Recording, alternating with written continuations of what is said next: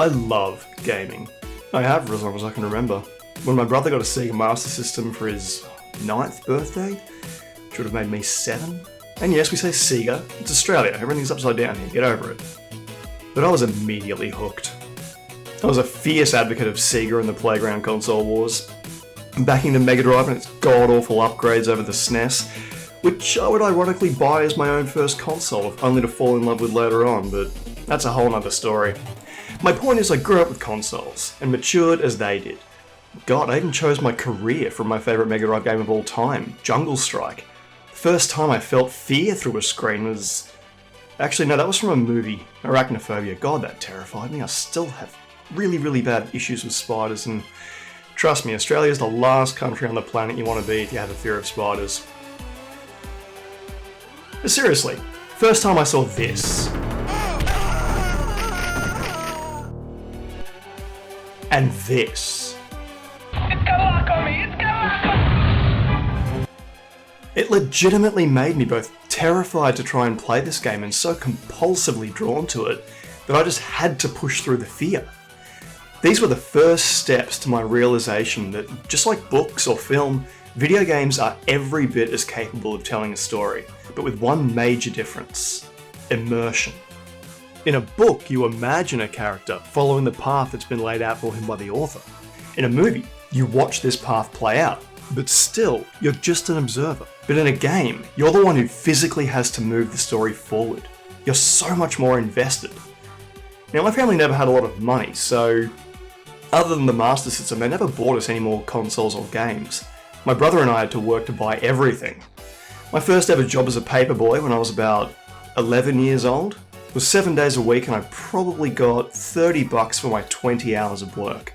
But it was enough to buy any game I wanted if I saved for a month or two. But as I got out there at the ripe old age of 15 and got my first real job, I was finally able to afford what I'd grown up seeing as the pinnacle of all gaming: a PC.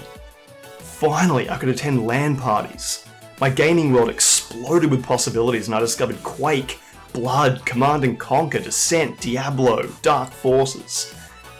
And then the one game that I would put more hours into than anything that had ever come before. A game that I'm very, very hard pressed not to call my favourite game of all time.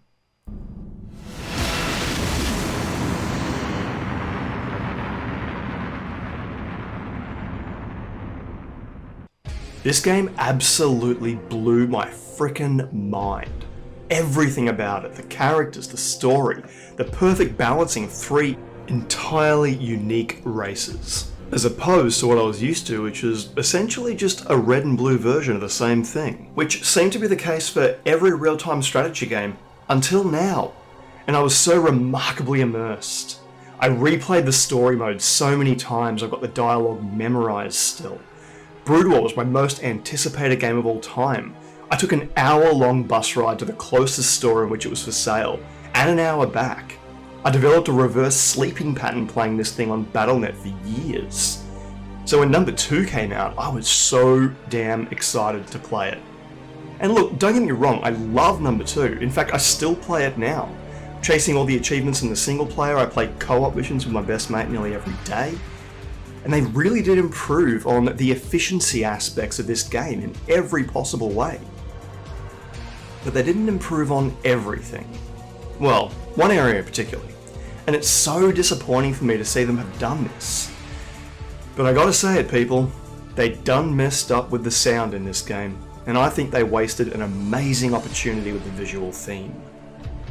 Now, before all the comments come in butthurt about how much better a game 2 is than 1, I'm not even saying I disagree. I mean, God, there is so much I could say about what 2 did better than number 1, and it'd be a really long list. I mean, God, the cutscenes alone. What the hell is this thing? We never see it used. Maybe it's the Spear of Adun that gets alluded to in the second game, but I have no idea what this giant beam shooting thing is. And this overly complicated gun thing, why is this even in the cutscene? Did they make them before the game? I mean, just get a siege tank in there, put him in siege mode, let's watch that transition for the first time, let's see that Arclight shock cannon just decimate this Dragoon. And they can all get killed afterwards, that's fine, the Arbiter's still pretty cool. And this guy. Why the hell is this ghost, this awesome sounding merchant of silent nuke launching death, going down like a little bitch, screaming at a Hydralisk and never once firing his badass C10 canister rifle? He doesn't even go into cloak and get the hell out of there. Phoenix, why does this legendary warrior go down like a punk when his blade battery dies? This never comes up in the game. I mean, what the hell is this? I know it was probably a choice due to technical constraints and not being able to render an awesome fight, but surely you could have just had him ignite his blades and charge in against the Hydralisk, and we zoom out and just see thousands of them swarming the temple as the video fades out. But this is a video about where Blizzard has regressed. So, without further ado, let's start talking about the disappointment I felt with the Zerg. Now, Starcraft 2 is by no means a bad sounding game. The explosions, the weapons, the music, it just matches the character movement, death animations. The dialogue and the voice acting, though. Here beginneth the issues. Now look, Jimmy sounds great. Sarah sounds great most of the time, but these aren't the people you spend most of the time listening to in the game. More than anyone else in the game, we listen to our administrator. That voice telling you need more minerals, that your upgrades are complete and that you're under attack and you must construct additional pylons, etc, etc, etc. Now for the Terran, that's the android known only as the Adjutant. For the Protoss, it's Artanis. But the Zerg, well, the Zerg get a combo of Zagara and this. What I can only assume is the Koprulu sector's best attempt at nails down a chalkboard. I am Isha. Your Majesty used to store all her ideas, thoughts, and plans within me. Now, I'm not having a go at the voice actress herself. I'm sure she did the best with the direction that she was given and the voice dialogue that she had, but let's break it down. She's supposed to be an alien, right? She certainly looks like an alien. I don't think it's unreasonable to ask for her to sound like an alien. If I had to describe what she sounds like, my best guess is a poor girl stoned out of her mind, giving her best impression of what a drone, monotonous, alien thing, worm, creature might sound like. And the reason I take issue with this is they absolutely nailed it in StarCraft 1. Even in this game, they did a pretty damn decent job with Abathur. Abathur, evolve swarm, spin strands and sequences. Served Overmind, then served Queen of Blades. Now serve you. Zagara, we'll get to her later. But Isha, let's just listen to the Overmind for a comparison. Awaken, my child, and embrace the glory that is your birthright. Know that I am the Overmind, the eternal will of the Swarm, and that you have been created to serve me. Behold that I shall set you amongst the greatest of my Cerebrates, that you might benefit from their wisdom and experience. Yet your purpose is unique. While they carry forth my will to the innumerable broods, you have but one charge entrusted to your care. And now, for StarCraft 2. You can evolve and upgrade your swarm in the evolution pit. The creature Abathur can help you. Most Zerg on Calder are under the command of Broodmother Nefash. She seeks to create her own swarm. Before conquering other worlds, you may wish to reclaim your forces here on Calder. And in-game. We require more minerals. We require more minerals. Evolution complete. Evolution completed. Our forces are under attack. Our forces are under attack. We require more Vespine gas. We require more Vespine gas. Spawn more overlords. We require additional overlords. And remember, we're stuck with Isha for every campaign, briefing, and co-op mission in this game. Every time you interact with something in the Leviathan, every time you need one of these briefings explained to you. And remember, Starcraft 2 is a significantly faster game than its predecessor. When stuff starts to get hectic, this girl doesn't shut up. Our forces are under attack. The Hive cluster is under attack. Our allies' base is threatened. Our forces have met the enemy in combat. Our forces are under attack. Our allies' base is threatened. Our forces have met the enemy in combat. And then sure, we get to deal with Zagara if we're playing Versus, but that ain't exactly a picnic either. Metamorphosis complete. Mutation. Spawn more overlords. Our allies are in combat. Overlords. Sounds like they haven't made anywhere near the effort to make her sound alien. It sounds like a woman that's gonna cough at any moment from trying to put this voice on. With whatever post-production they did, the Overmind sounded like an alien entity. Sounded like it had a voice that would telepathically fill your mind. You could easily see how it entirely conveyed a sense of control it had over the swarm, and his script, it was written like poetry. Whereas Isha just drones on in the most simple, mindless dialogue delivered in this lazy, boring monotone that just makes me want to stab myself in the ear with a pen. So if the creative decision was that Kerrigan's being assisted by some mindless drone, consider that even StarCraft 1 had drones with more range in their vocal register, whatever the hell noise they're making. Why did they have to be so lazy in the way they did this one? My point is, it sounded so alien, and it wasn't just the voices, it was the structures. The structures themselves were always made as if they were part of the swarm, as if they were separate living characters alongside the Zerglings and the Hydralisks and the other agents of death. They sounded terrifying originally. Let's have a look at what happened there.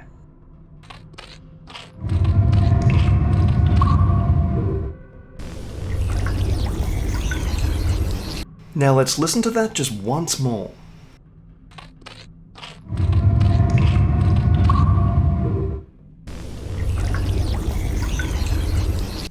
The sounds from StarCraft 2 by comparison are barely even perceptible. They're like an afterthought. Hear that dripping, that cavernous feel. This feels like somewhere I would have been terrified to tread, where the most hideous and grotesque experiments were conducted. Let's try another.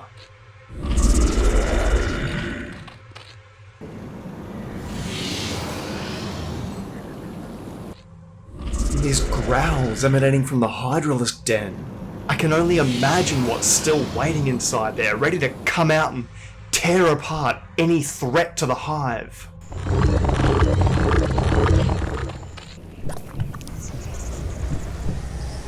And hearing the evolution chamber just takes me back to the sound techniques they used to use in the 8 and 16-bit console era, where they'd take technology so simple, do simple things, but do so much with it.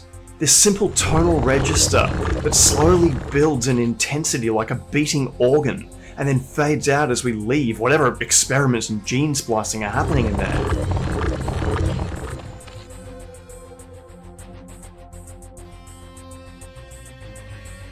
And the Nidus Canal. The sound perfectly matches this eerie, green, damp cavern. It would have had to have taken the Overmind's control to actually force any creature to go down there willingly. And when comparing it to StarCraft 2, I can only assume they were trying to go down the direction of subtlety maybe? But compared to the first, it just comes across as lazy. Now maybe people don't care about clicking on the structures, but remember I talked about atmosphere and about immersion. And when the structures that you're building just sound half-assed, and particularly compared to how good a job they did with the Protoss and the Terran, it just ejects me from the most immersive race in this game. Now, as much more as I can say, I think I'll stop bashing the Zerg for now. I do need to finish though by pointing out this thing right here. so much cooler than what they went to here. The Zerg are all about subterranean activity, burrowing, using tunnels to travel. This tentacle that went underground and impaled people from underneath. So to see it go to this wobbly, elastic, rubber tree looking thing that pokes people from above ground? What the hell? I mean, yeah, the mobility shift is cool, but you're telling me you couldn't have had something draw itself out of the ground and then slide across the creek to its new location? Now, I haven't really covered the Terrans in this video because I have no problem with the way they sound. I have a problem with the way they look. Trust me, we are covering this later. But I do want to touch on the infested Terrans. I think that the introduction of Stukov into this game was one of the best creative decisions that could have been made. I love him. I love the infested Terrans. I love the idea of having a whole range of infested Terrans rather than just one this time. And I'm remiss to even criticize him because I really do love the way he's been done. But as has been the theme of this video, there are a couple of little things that knock it away from being absolutely perfect. We're going to get into them now. Now let's have a look at the first game. Live for the swarm. Prepare to die. Let me serve. Ready to kill. This guy was absolutely badass. Doing 500 damage, a team of them could absolutely tear through an entire base. And all they said was... Gladly. They were produced at the command center, which had to be physically infested by a Zerg queen. But they were all the same Terran unit. In Game 2, way better. Had infested Marines, done at the infested barracks. You had infested tanks and Diamondbacks, done at the infested factory. You had infested Banshees and Liberators, done at the infested starport. Much better way to do this. Now, obviously I think the one sounded way cooler from the first game. But my real issue is this. Infestation changes everything about them, not just their look. This isn't just a different voice. Everything about his mindset has changed. He now lives for the swarm. In his own words, everything he does is. For the overmind. But in Starcraft 2, all they've done is change the way their voices sound. By the numbers, boys. By the numbers, boys. Got freedom? Got freedom? Need something liberated? Need something liberated? Holla back. Holla back. I got my ears on. I got my ears on. We don't see any bloodlust, we don't see any desire to serve the swarm, we see no interest in sacrificing themselves. It feels like another opportunity where they went maybe 50-60% when they could have gone 100. Looking at the portraits, certainly we can see the effort's been put in, but it falls short. They've used the exact same look for the tank and the Diamondback, the exact same cockpit for the Liberator and the Banshee. They've done this tentacle thing through the mouth for every single one of them without giving some variety. As cool as the tentacles look, let's bring in that weird breathing pipe thing from the Marine from number 1. Let's do something to cover their entire face, their eyes with infestation, so we're wondering how the hell they can even see. They did really nail the attack style. I mean, the tank launches infested Marines that explode like banelings, covering everything in acid. They've also got a spine crawler tentacle, and, well, you know how I feel about these things. I obviously think it should have been done as a sunken one, but the Liberators, I absolutely love what's been done with their attack. Turning into a swarm of locusts and just shredding anything airborne while leaving them virtually untouched. But the Banshee, we've already seen how all these vehicles completely lost their Terran capability. The tanks have to walk around on little legs, they're launching infested Marines out the cannon. The Diamondbacks, as you can see here, are now having to spray corrosive bile. So why the hell does the Banshee still just shoot missiles? Where the hell is she getting them from? The bunker's definitely amazing. It's become a living organism that can actually move, walk somewhere else. It holds 6 Marines and then releases them every couple of seconds. But overall, I love the way the infested Terrans have been done. And even complaining about them sounds like I'm whinging about the colour of a free car. None of the issues even knock me out of the immersion anywhere near as bad as Isha does. But there are just a couple of things while playing that make me think, I wish they'd gone this way, or I wish they'd actually updated a portrait for a Liberator. Mind you, I do think she's super cute, especially wearing that hat, so maybe that's biased me. Anyway, with that all said and done, let's move on to the Protoss, particularly the Dark Templar. Now, look, the Dark Templar from number 2 are awesome. No one's saying they're not. They have really badass attacks. They sound... well, most of the time they sound cool. We're going to get to that later, and had I never heard the originals, and if I was still 17, I'd probably think that everything they did was absolutely badass. Except maybe the face. They kind of look like the Predator in this one. I don't know why they took off the cloth. It looked way cooler like that. But let's start with a comparison to the first, once again. And I really want you to pay attention not to what's being said, but how it's being said. What is being conveyed by sound alone. Adun Toridas. From the shadows I come. Yes, You seek our service. I'm waiting. I bask in the twilight. Zarashkurina. Khartoum. Neraskulio. By the shadows of Shakuras. So be it. By the void. For ire. I am but a phantom. Now, once again, they've absolutely nailed that alien-sounding voice, but in stark contrast to the Zealot's, well, zeal, his heroic-sounding statements, this guy sounds stealthy. He still has that clear conviction for ire, but it's done from the shadows and you can hear that. He doesn't have to tell you.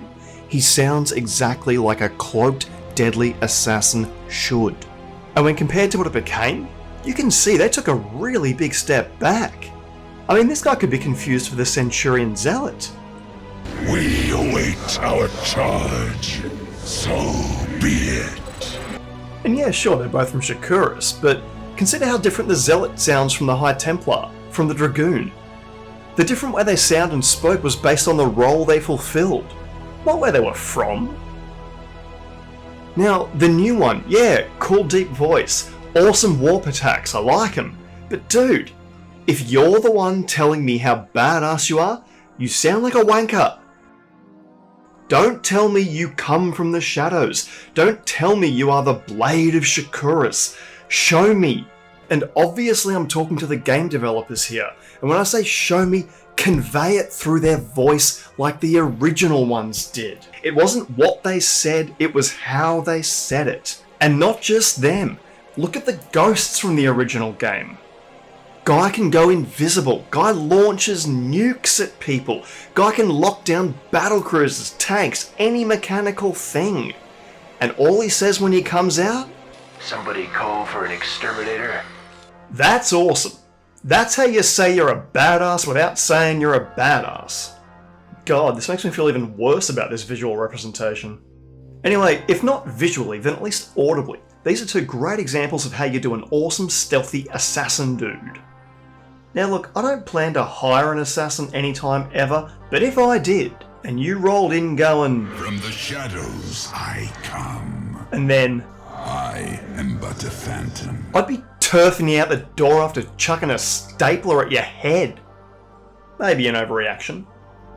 Anyway, when I started making this video, I only intended to cover the Dark Templar on the Protoss side.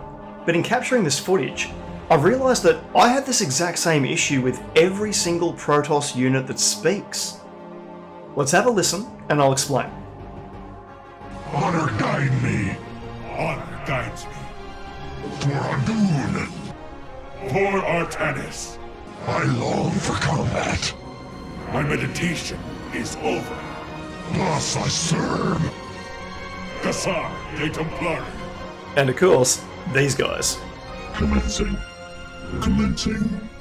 Awaiting instructions. Awaiting instructions. Input command. Input command. Make use of me. Make use of me. Galassas.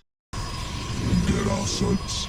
In the interest of time saving, I'll just cover the Zealots and the Dragoons, but having a look back, I remember this flashing red voice box on the Zealot's neck so clearly.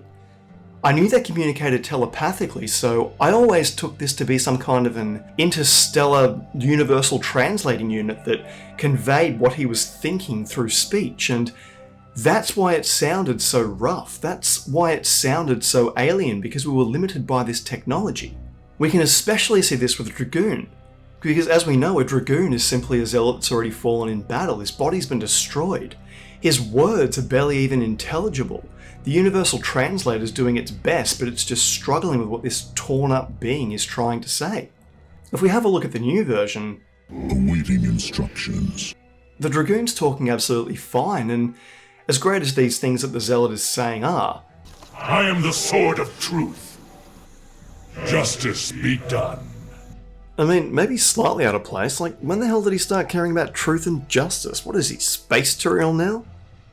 Well, I guess they did start off as Warcraft in space. Why not jump in with Space Paladins? But whatever it is, it seems like he's just talking to me now. I'm looking at his head to see where the opening for his voice is. The other issue I noticed was their language, and I mean their native language. Now, I speak multiple languages myself, so maybe this is something that most people won't notice. But if you have, say, two Russians speaking French to each other, it's actually quite easy for them to understand what the other is saying. But if you're a beginner, then as soon as you introduce a native speaker into this conversation, it becomes nearly impossible to understand them. The reason for this is that native speakers unknowingly link the endings and the beginnings of their words. This makes the entire sentence sound like a big jumble, and as a new language learner, it's one of the hardest bumps to overcome. Now, if we have a listen to the Zealots and the Dragoons, and in fact all units in the Protoss speaking in their native tongue, which I can only assume are sounds so alien that the Universal Translator can't even keep up, they're spoken like a native speaker would pronounce them. All their words are melded together into something that we as the listener don't know. Is it a single word? Is it multiple? Let's have a listen. I'll show you what I mean. Adun Toridas. Zerash Korina. Ema. Nerasculio. Isa Su. Kaukora. Nagasul. Yokanas. Kausu.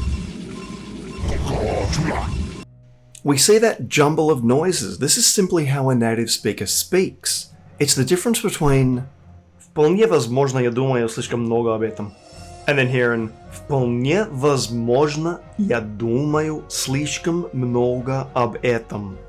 But when we come to Starcraft 2, every word in the Protoss language seems to be spoken individually. We'll start with a side-by-side to compare. Gerasas. Mitoga. Mitoga. Loktai. Loktai. Zak Kalados. Zak Kalados. And it's not just true of the Dragoons. Katoon. Oren Shisal. Kasar de Templari. Ula Sadari. Na Adan Aktum. Zara Kunul. Un Anakparu. Notice that each word is being spoken and pronounced individually. This is how someone that's unfamiliar with the language would talk. Dare I say it, a voice actor that doesn't really care what he's saying, he's simply trying to pronounce these weird things that have been placed in front of him. Now, of course, this isn't something everyone's going to notice, but for me, it really takes away that element of realism. Like I'm really listening to an alien, and as we've focused on this entire video, it destroys that sense of immersion that little bit more. And with games only activating 2 of the 5 primary senses, screwing up one of those is a big deal. So whatever happened for the new game, be it simply a new generation of developers who were raised much more on computers and didn't understand characters and character development as well, whatever it was, StarCraft 2, you done messed this bit up. Now the other issue I had with this game, and I admit this is much more of a personal choice, but it's the overall aesthetic. Remember, I found immersion that the games were able to achieve to be what drew me in, and to be what made it a legitimate form of media right alongside books and movies. It's that generation of real emotion and an honest tie to the characters that I was commanding. The original was 1996's best attempt at creating realistic looking human beings. They were slightly caricatured in appearance, sure, but this could simply have been the engine they were using to develop it and the limitation of the software at the time. But when I sent Marines like this into battle, I felt the claustrophobia that being trapped in that suit came with. I felt for them dying. I could feel their screams as they were torn apart by these aliens and by these tanks, and it made me hesitant to even send them into battle unprotected. Even the Zerg and Protoss looked like they were trying to create realistic looking aliens. I really first noticed the aesthetic shift when they released Starcraft Remastered. At first I was blown away by the level of detail they brought out. The movement looked really good, but something just felt off. Then it hit me. They'd cartooned everything. Every character, every building, they looked like just high definition cartoons, and that feeling of realism and immersion was lost. I now felt detached from these cartoon looking characters. I felt no connection to them. I felt no remorse for their fate as I sent them off to die. These were just cartoons running off and exploding. I didn't feel like I was part of the game anymore. I was simply spectating and watching something I couldn't relate to. And I'm surprised it took this for me to see it. I mean, StarCraft 2 went entirely down the cartoon route. This is probably why I never played the campaigns more than once. I simply hadn't been drawn in enough to do so. And this is something I've noticed with Warcraft 3. I mean, sure, number 2 had been entirely cartoonish, but it looked like Starcraft had advanced the technology and maybe this is the direction they were going to go in, but no. Number 3 was even more cartooned, which is why I was surprised to see their remaster actually went the other way. Have a look at these characters, they've genuinely tried to make them look more realistic. Well, at least for the characters, if not the portraits. And then Diablo 2, which once again wasn't completely free of stagnant momentum. I mean, as an example, let's look at the goat demons here. In the first game, as they ran, their motion, their whole body moved with it. Their swing, you can hear them grunting, you can see every muscle moving, you can see them spin as they diversified their attack. And the death animation, clutching helplessly at the open wound from which blood is spewing from his chest as he drops to his knees, his head drops and his whole body collapses. And then we look at number 2, where his legs seem to be the only thing that move. They kind of just transport this completely stagnant body to the character where he takes this one boring weapon swing and then his death animation is just him falling backwards. I mean, I don't know if rigor mortis is setting in this exact moment, or if they just couldn't be bothered doing anything other than rotating the pixel animation to put him on the ground. Diablo 1 really did feature some incredible death animations. The focus of the developers seemed to be on accurate character movement. Now, I'm not saying Diablo 2 didn't have some great animations as well, but it just makes the lazy ones stand out so much more. I mean, once again, Diablo 2 had so many improvements, but a lot of them were things that ejected you out of the atmosphere of the game, like the shrines, for example. I mean, yeah, they became significantly easier to understand what they did, but I felt like these initial cryptic messages just made you look and search and made you feel lost in this world you had to learn and develop your understanding of.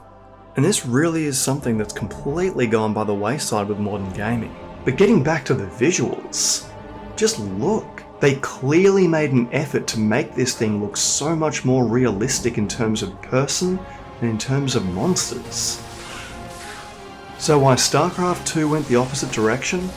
I'll never know. The realism seemed to be a unique thing to this, and well, I guess Diablo's universe as well, but certainly in their real-time strategy games, StarCraft was the standout for looking realistic and creating that immersion more than anything else. Not that the new ones don't have stories you can absolutely be immersed in, but I'm talking about the actual sprites, the guys on the ground that you're controlling. That visual aesthetic that's been lost and severed the emotional connection I always felt. As amazing as the cutscenes now look, that emotion's just gone. But with that said, I think that's enough for this video. This video that I thought would be about 5 minutes when I started. But hey, we went on an adventure, it was fun, we saw things, we decided that StarCraft sounds like shit and it looks absolutely terrible, and well, I'm sure some of you came away with that opinion, and if you did, please just know that you're wrong.